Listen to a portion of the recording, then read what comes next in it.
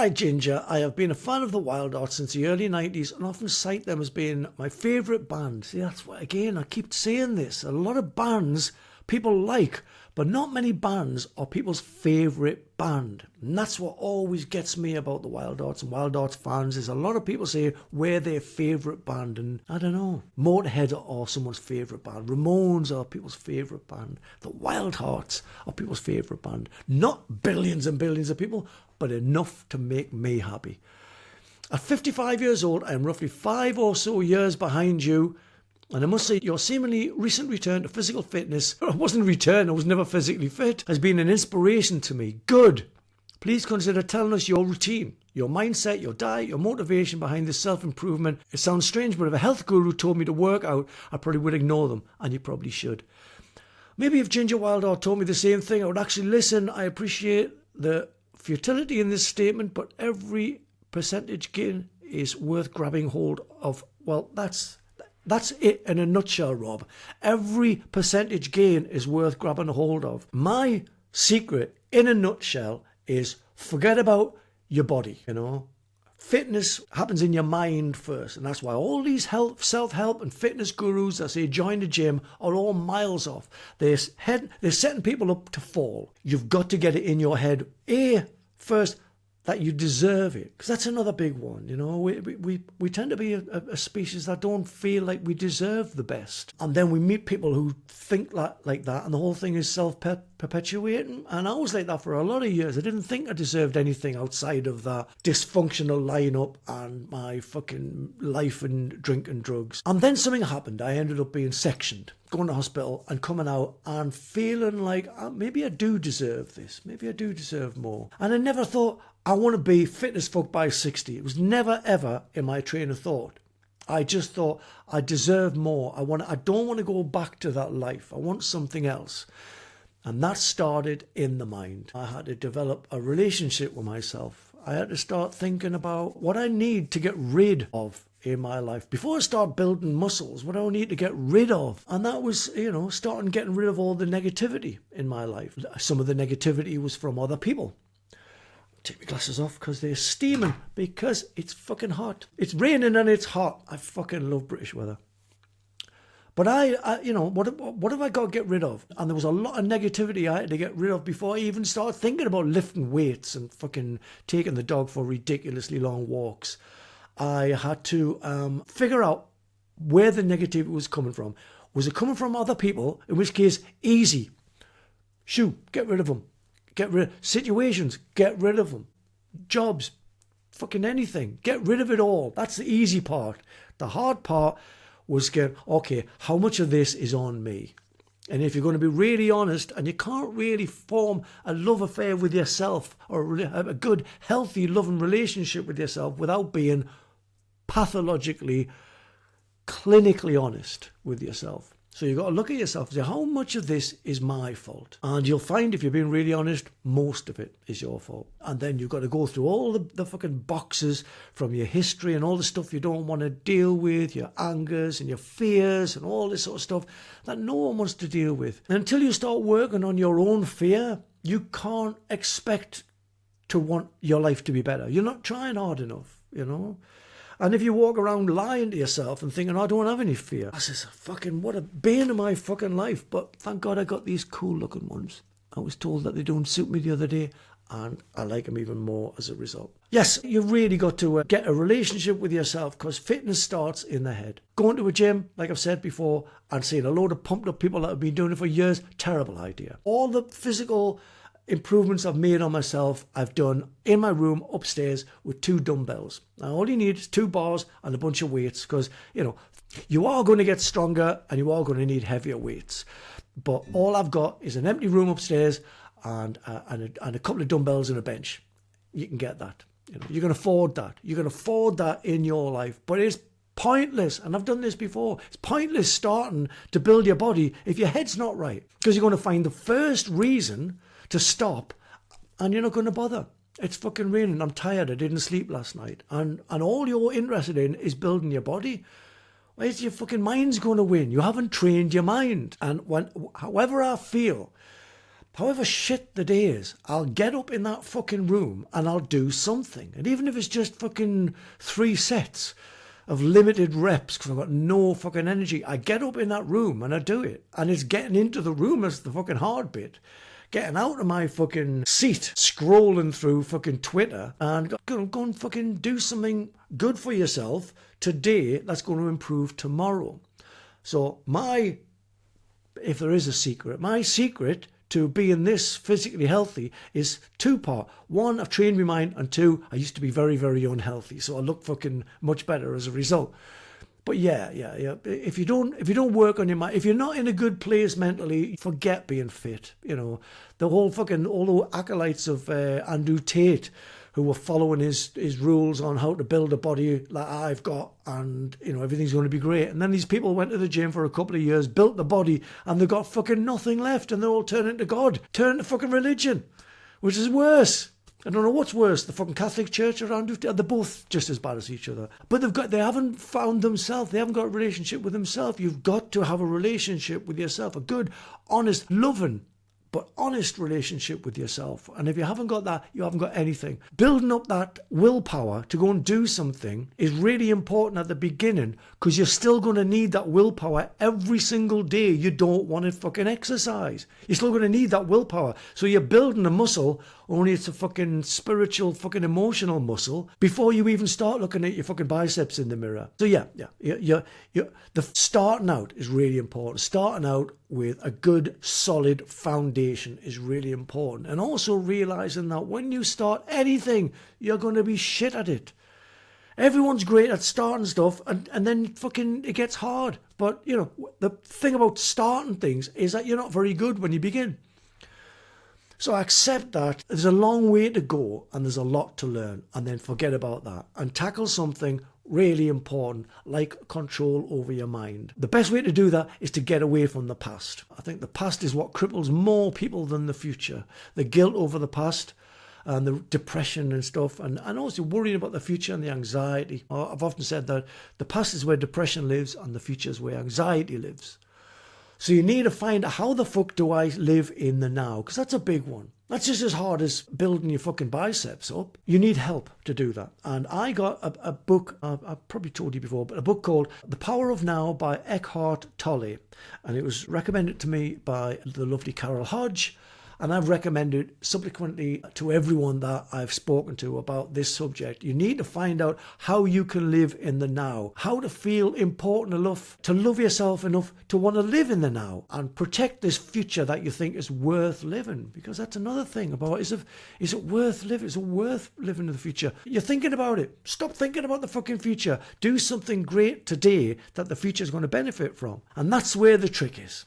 In a long-winded fucking Ginger Wildheart-esque way, that's the trick, is to fucking become the master of your mind. Your mind is your bitch.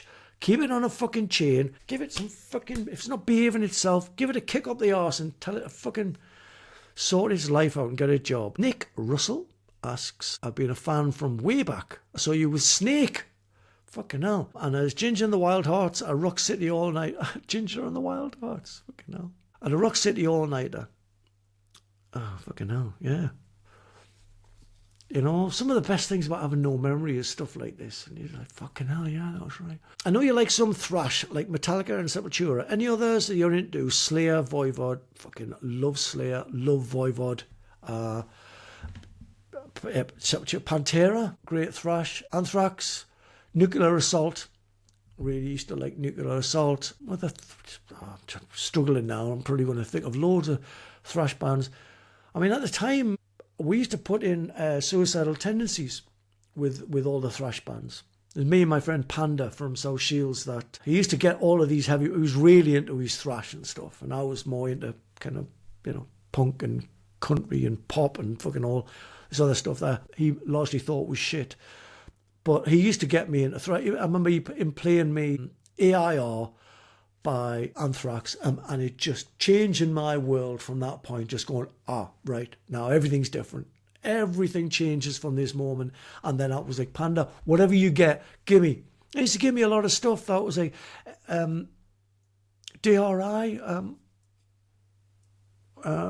He'd give me a lot of stuff, and I didn't love it all. A lot of it was kind of generic. It was like, I tell you what, a lot of it was kind of metal.